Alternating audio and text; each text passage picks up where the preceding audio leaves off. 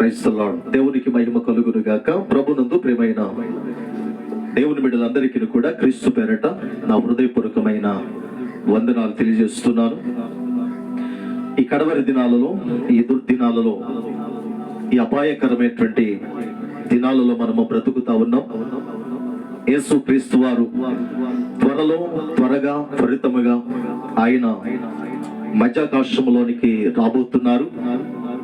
ఆయన రక్తములో కడగబడిన బిడలం, ఆయన సమూహములో చేర్చబడినటువంటి బిడలం ఆ రెండవ రాకడను ఎదుర్కోవడానికి సిద్ధపడుతున్నటువంటి మనం మరి చాలా జాగ్రత్తగా, చాలా భయముతో జీవించాల్సినటువంటి అవసరత ఎంతైనా ఈ కడవరి దినాలలో ఉంది. అయితే చాలా మంది దేవుని పిల్లలు అని పిలువబడుతున్నటువంటి వారు భ్రమలో బ్రతుకుతా ఉన్నారు. నిజంగా దేవుడు ఉన్నాడా అంటే,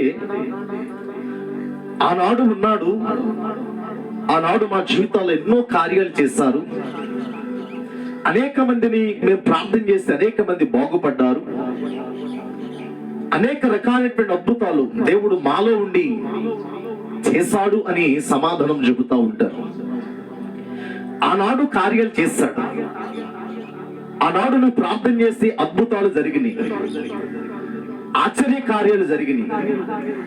మరి ఈ దినాలలో అప్పుడు జరిగిన కార్యాలు ఇప్పుడు జరుగుతున్నాయా? అప్పుడు జరిగినటువంటి అద్భుతాలు ఇప్పుడు జరుగుతున్నాయా? మనము గమనించాలి, ఎరగాలి. కనుక ఈ మాటను ఎందుకు ఏ ధైర్యముతో చెప్పగలుగుతున్నానంటే, న్యాయాధిపతుల గ్రంథములో 16వ అధ్యాయములో 19-20 వచనాల్లో మనం బాగుగా ఎరిగినటువంటి మాట ఒకటి ఉంది.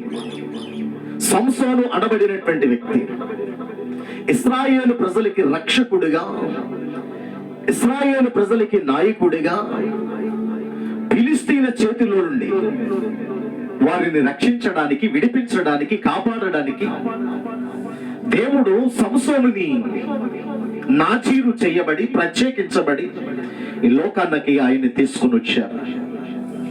సంసోను పుట్టక మునిపే దేవుడి చేత ఏర్పరచబడిన వాడు, నాజీరు చేయబడినటువంటి వ్యక్తి, దేవుడి కొరకు బ్రతకాల్సినటువంటి వ్యక్తి, దేవుడి కొరకు జీవించాల్సినటువంటి వ్యక్తి, అనేక మందికి సాక్షిగా బ్రతకాల్సినటువంటి వ్యక్తి ఏ విధముగా పతనమైపోయాడో, ఏ విధముగా తన సాక్ష్యాన్ని నాశనము చేసుకున్నాడో మనందరికీ ఎరిగినటువంటి విషయం అది. కనుక ఆ మాట నన్ను చాలా బలపరిచింది. ఆ మాట నేను ధ్యానం చేస్తున్నప్పుడు నేను చాలా మేల్కొల్పబడ్డాను. కనుక అక్కడ రాయబడినటువంటి మాట 19వ వచనంలో, దెలీలా అనబడినటువంటి స్త్రీ సంసోను తన తొడ మీద పడుకోబెట్టి, మరి అప్పటికే చాలా బాధించింది, సంసోను నీ బలం ఎక్కడుంది? ఎందుకంటే ఈ ఫిలిష్తీయుల గుండెల్లో రైలు పరిగెట్టించినటువంటి వ్యక్తి. సంసోను అంటే పేరు పలికితేనే భయపడిపోయేవాడు. 1000 మందిని పచ్చి గాడిద యొక్క దవడ ఎముకతో హతము చేసినటువంటి బలాధ్యుడు. 300 నక్కలు పట్టుకొని వాటి యొక్క తోకలను ముడిపెట్టి దివిటీని వెలిగించి ద్రాక్ష తోటలను, గోధుమతో పంటలన్నిటినీ కూడా తగలబెట్టినటువంటి బలశూరుడు, అంతటి బలము కలిగినటువంటి బలాధ్యుడు. బహుశా బైబిల్ గ్రంథములో ఎక్కడ అలాంటి బలాధ్యులు మనకు కనిపించరు. నిజంగా ఈ మాటను బట్టి మనం ఆరాధిస్తున్న దేవుడు, మనము సేవిస్తున్న దేవుడు, మనము గనపరుస్తున్నటువంటి దేవుడు ఎంత శక్తి కలిగిన దేవుడో మనకు అర్థమవుతా ఉంది. కనుక ప్రియ దేవుని మీద ఎలాగైనా ఈ యొక్క సంసోన్ని మరి తన బలం ఎక్కడుందో, తన బలాన్ని తెలుసుకొని తన బలహీనపరచాలని అనేక విధాలుగా వాళ్ళు ప్రయత్నం చేసినప్పటికీ వాళ్ళ వల్ల కాలేకపోయింది. నిజంగా ఈ దెలీలా మాయలో పడి, ఈ దెలీలా నిజంగా తను వేధించడం ప్రారంభించింది. అప్పుడు విసిగిపోయి తన బలాన్ని చెప్పినట్లుగా మనము చూస్తా ఉన్నాం.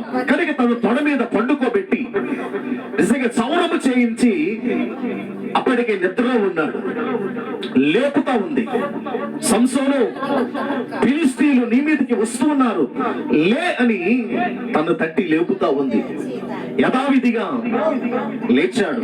20వ వచనం రాయబడినటువంటి మాట ఏంటంటే, ఎప్పటి ఎట్లు అప్పుడు ఎలా బలముందో అప్పుడు నేను ఎలా విరజిమ్ముకున్నానో అదే విధముగా మళ్ళా విరజిమ్ముకొని ఫిలిష్తీయుల మీద పడి వాళ్ళని హతము చేయాలని లేచాడు. దేవుని బిడ్డలారా, అప్పటికి ఎప్పుడైతే సౌరము చేయించబడిందో, తన తలలో నుండి తన వెంట్రుకలు ఎప్పుడైతే వేరు చేయబడ్డాయో, అక్కడ రాయబడినటువంటి మాట, యెహోవా తనను ఎడబాసేను అనే మాట మనం అక్కడ చూస్తూ ఉంటాం. చాలా బాధని కలిగించే విషయం, చాలా భయముని కలిగించినటువంటి విషయం. దేవుడు తనలో ఉన్నప్పుడు అద్భుతమైనటువంటి విజయాలు చూశాడు. ఎవ్వరికి భయపడలే, దేనికి భయపడలే. అంతటి బలాజ్యుడు, అంతటి విజయములు చూసినటువంటి సంసోను నిజంగా బలముంది అనుకున్న అప్పటికి కూడా, సౌరము చేయించినప్పటికీ కూడా, తల వెంట్రుకలు తీసివేయబడినప్పటికీ కూడా అనుకుంటున్నాడు అప్పుడు బలముంది, ఇప్పుడు కూడా అదే బలముంది అన్నట్లుగా విరజుమ్ముకుంటా ఉన్నాడు. ప్రభునందు ప్రియమైన దేవుని బిడ్డలారా, నిజానికి వచ్చారు, తనలో బలము లేదు, వెళ్ళిపోయిన దేవుడు తనను విడిచి వెళ్ళిపోయినటువంటి సంఘటన కూడా, ఆ విషయము కూడా తనకి తెలియదు. ఈరోజు అదే విధముగా సేవకులు కానీ, విశ్వాసులు అనబడిన వారు కానీ, ప్రార్థనా పరులు కానీ, దేవుడి కొరకు రోషముగా బ్రతుకుతున్నటువంటి వారు కానీ, అప్పుడు ఉన్నాడు దేవుడు, అప్పుడు మాలో ఉండి కార్యములు చేస్తాడు అన్న భ్రమలోనే బ్రతుకుతున్నారు. కానీ ఈ దినాలలో దేవుడు నిజంగా నీతో ఉన్నాడా? నిజముగా దేవుడు మనలో ఉన్నాడా? నిజముగా మీరు ఆరాధిస్తున్నటువంటి సంఘములో దేవుడు ఉన్నాడా? నిజముగా మీ వ్యక్తిగత జీవితంలో దేవుడు ఉన్నాడా? నిజముగా మీ కుటుంబ జీవితంలో దేవుడు ఉన్నాడా?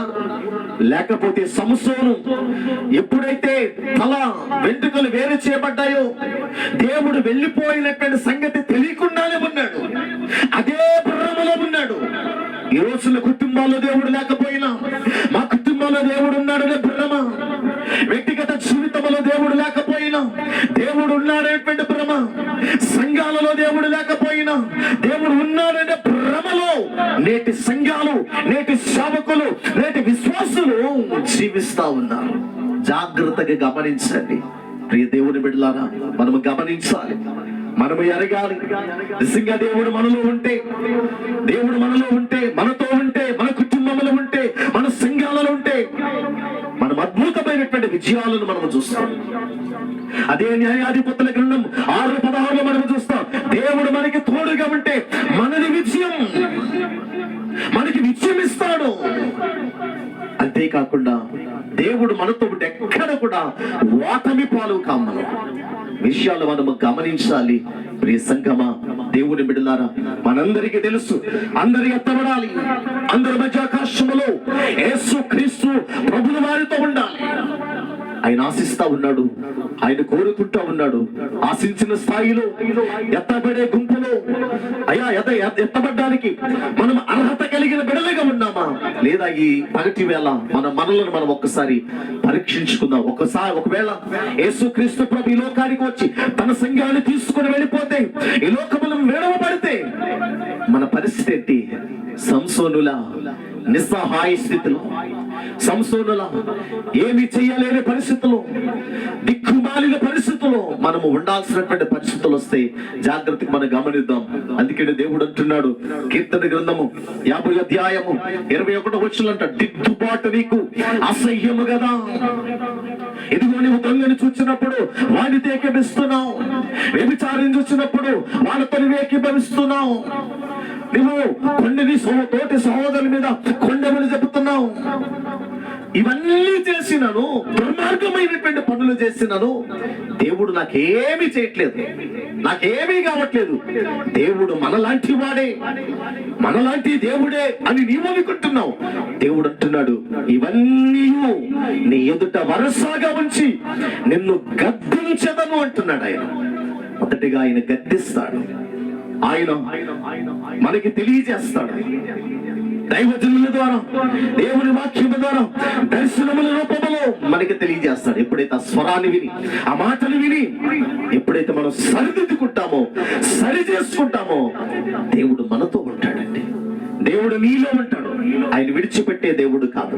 ఆయన అంటాడు కదా, మత్తయి శుభవార్త 28వ అధ్యాయంలో 21వ వచనం అంటాడు కదా, యుగ సమాప్తి వరకు సదాకాలము నేను మీతో ఉంటానని సెలవిచ్చిన దేవుడు. ఆయన ఉండే దేవుడు, విడువని మరువని ఎడబాయిన దేవుడు. ఆయనతో మనతో ఉండడానికి ఇష్టపడుతున్నాడు. ఆయన మనతో ఉండాలంటే ఆయన చెప్పినట్లుగా మనము నడవాలి. సంసోను దేవుడు చెప్పినట్లుగా నడవలేదు. సంసోను, నీ బ్రతుకు కాలమంతా నీ తల మీద మంగలి కత్తి వేయకూడదని దేవుడు తెలియజేస్తాడు. నిజంగా ఆ మాటను మనము కాపాడుకోవాలి. దేవుడు చెప్పిన ప్రతి మాటను మనము కాపాడుకుంటూ ప్రేమతో, భక్తితో ఎప్పుడైతే ముందుకు మనము నడుస్తామో, నిజంగా దేవుడు మనతో ఉంటాడు. దేవుడు మనలో ఉండి దేవుడు గొప్ప కార్యం చేస్తాడు. కనుక ఈ మధ్యాహ్న కాల సమయంలో మిమ్మల్ని మీరు పరీక్షించుకోనండి. దేవుడు నీతో ఉన్నాడా? దేవుడు నీలో ఉన్నాడా? అప్పుడు ఉన్నాడన్న సంగతి విడిచిపెట్టే ఇప్పుడు ఉన్నాడా? ఈ రోజు ఉన్నాడా? నీ ప్రార్థనకి జవాబులు వస్తున్నాయా? జాగ్రత్తగా పరిశీలించుకుందాం, పరీక్షించుకుందాం. రాకడకి సిద్ధపడదాం. ప్రభు త్వరగా రాబోతున్నాడు. ఈ రాకడలో అందరూ కూడా ఎత్తబడే గుంపులు ఉందాం. అట్టి కృప, అట్టి ధన్యత, అట్టి భాగ్యం దేవుడు మనందరికి అనుగ్రహించి భ్రమను విడిచిపెట్టి నిజముగా ప్రభు మనలో ఉన్నాడు లేదో పరీక్షించుకొని ముందుకు సాగుదాం. మీ అందరికీ కూడా నా హృదయపూర్వకమైన వందనాలు తెలియజేస్తున్నాను. God bless you. దేవుడు మిమ్మల్ని అందరూ కూడా దీవించును గాక. ఆమేన్.